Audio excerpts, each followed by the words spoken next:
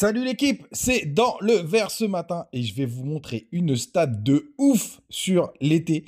Une stat dont personne ne parle. En faisant mes petites recherches hier, je suis tombé là-dessus. C'est quand même assez impressionnant et vous allez voir tout en direct live. C'est hyper simple, mais l'historique est bon à 100% les gars, pour un bel été. Donc je voulais vous partager ça ce matin, vous mettre un peu d'opium encore plus avec cette magnifique journée verte puisqu'on a un BTC qui se rapproche des 110 000 $. On est à plus 2,4%. Ether, il est chaud, on est à plus 6% ce matin, on a titillé les 2600 $ et sur le reste de la map, c'est tout vert. Pour le coup, Crypto Clébar qui nous pousse 8%, c'est pareil pour ADA, Sui qui pousse un joli 9%, 7,7% du côté d'Avax. On a vraiment des très belles perfs ce matin. Uni et PP 10 et 11%. L'univers d'Ether est plutôt en forme. TAO nous pousse qu'un petit 5,7%. C'est un peu léger quand on voit les performances des autres, mais c'est déjà pas mal. On a Ondo qui est 50e encore ce matin et qui pousse un joli 5%. Les gars, côté daily du BTC. Donc pour l'instant, on est passé... Alors, j'ai enlevé mon triangle de compression parce qu'il ne fait plus son effet. Et hier, d'ailleurs, j'avais... non, c'était pas hier, j'avais eu un petit débat sur la trendline. D'ailleurs, elle n'est pas très bien mise. Je l'ai mis à l'arrache. Mais en tout cas, elle part... j'ai pas très bien aligné les points. Mais là, pour le coup, on est bien de l'autre côté. Je crois que même qu'on avait fait un petit pullback ici. Donc là, pour le coup, c'est assez boule. Je pense qu'on est parti pour aller déverrouiller tous les stops et tous les prochains stops. Vous en avez un. Donc là, c'est le premier. Donc là, qui confirme un inversement de tendance. On est passé au-dessus des 109 000. Ça, c'est vraiment très, très propre. Et la prochaine target, c'est les 110 500 $.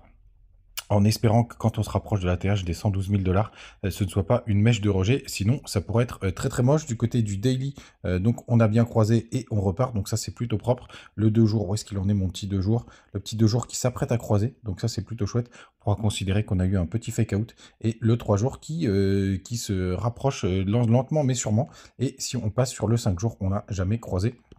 Donc jamais eu la grosse confirmation après le 3 jours qui est pourtant un indicateur qui est plutôt sympathique.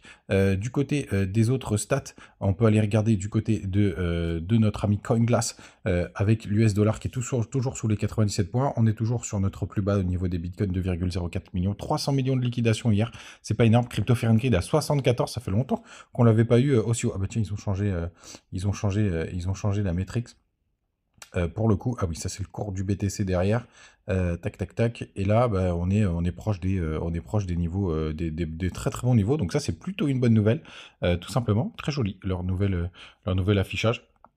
Bravo, et les fundings qui sont encore très très bas. Pour le coup, il y en a même, alors, sauf Ether pour le coup, mais il y en a même qui sont même en deçà qui sont en vrai négatif.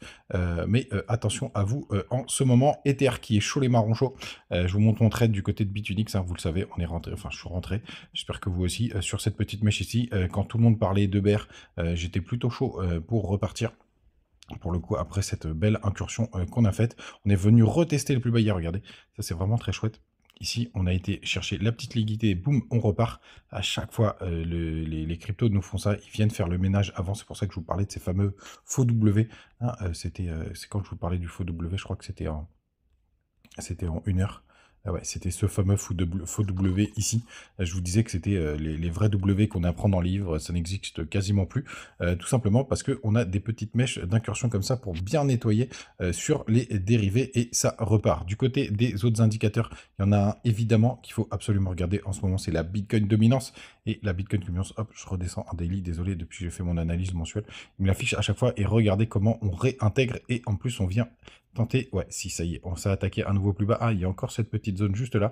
Donc on a bien réintégré de ce côté-là. En plus, hein, vous l'avez vu, on avait fait le ménage du côté des gaps CME, donc ça c'est plutôt propre. Donc là les gars, bah, c'est plutôt pas mal. Et bah, si Ether est en forme comme ça, hein, on pourra avoir notre petite alt season quand on s'y attend le moins. Et on arrive tout de suite à la métrique du jour. Mais avant tout, n'oubliez pas, vous avez les petits liens du côté de Bitunix, Bitget, Crypto.com, Trade Republic, Mexc. Et comme je vous disais hier, je vous montre une stat incroyable de cet été. Et franchement, les gars, vous allez péter un câble parce que quand j'ai regardé ça, c'était complètement barjo. Alors, pour la première étape, c'est assez simple. De cette stat, vous regardez, je vous tapez sur Google date de tous les halvings. Donc, vous voyez les halvings, le premier c'était en 2012, le deuxième c'était en 2016, 2020, 2024. Ok.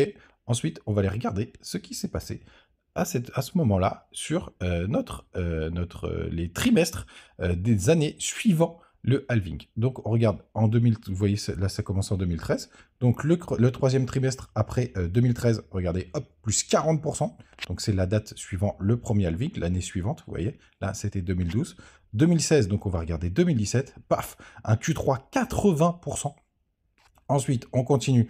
Le living, il était en 2020, donc on regarde 2021, regardez, plus 25%. Évidemment, on a la volatilité qui descend, donc ça, c'est pas choquant.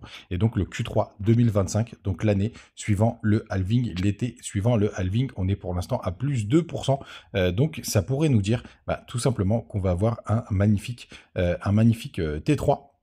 Et après, je me suis amusé, je me suis dit, tiens, je vais rentrer dans le détail, je vais aller voir le mensuel. Et regardez, moi, c'est magnifique, on se met sur juillet-août. Regardez, 2013, on a eu plus 9,6 et plus 30% stratosphérique. 2017, plus 17 et plus 65% au mois d'août. 2021, plus 18% et plus 13% au mois d'août, donc juillet-août. C'est vraiment complètement ouf. Alors par contre, à chaque fois, vous voyez, on a eu par contre un mois de septembre qui n'était pas folichon. Hein, vous voyez, donc moins 1,6% en 2013, moins 7% en 2017 et en 2021, moins 7%. Donc, est-ce qu'on pourrait avoir le même schéma qui se reproduit? Pour l'instant, les gars, il y a 100% de moonrate. Hein. Ça veut dire que ça fait dans 100% des cas, on a eu un été magnifique. Le mois de juillet commence plutôt pas mal. Donc, ça mettrait à mal beaucoup de gens parce que, en fait, ce qui m'inquiète à chaque fois, c'est qu'il y a pas mal de gens qui arrivent sur les mêmes niveaux d'analyse, c'est-à-dire une fin de bull run à la fin de l'année, toutes ces petites choses-là. Tout le monde dit l'été, c'est nul, il se passe rien, etc. Sauf que là, on est en juillet, on n'est pas encore en été, parce que c'est le 20 juillet, mais on a le SP500 qui a fait un nouvel ATH, les cryptos là qui sont plutôt en forme là pour le moment, mais c'est trop tôt pour le dire. Et donc, tout le monde s'entend en été de merde. Donc là, je regarde les métriques, et là, on se rend compte qu'en fait, l'année suivant le halving, on a un super été. Donc ça, pour le coup, c'est quand même assez intéressant de le constater. Tout simplement, mais par contre septembre, dans 100% des cas, qui serait assez moche. Donc on va voir ce que va nous donner cet été.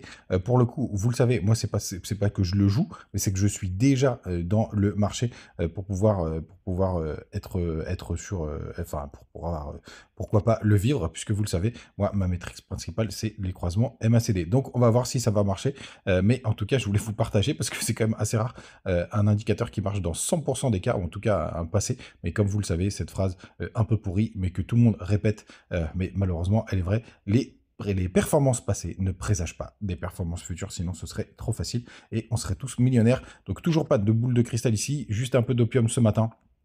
Vous savez que je suis sorti et re-rentré, je vous ai même donné la liste des cryptos, donc plutôt pas mal avec cette petite métrique, et j'espère qu'elle fera très très bien son job, et je voulais absolument vous le partager. N'hésitez pas à me dire ce que vous en pensez en commentaire. Les gars, passez une très très bonne journée, on se retrouve demain en espérant que BTC a été tapé les 110 500 $.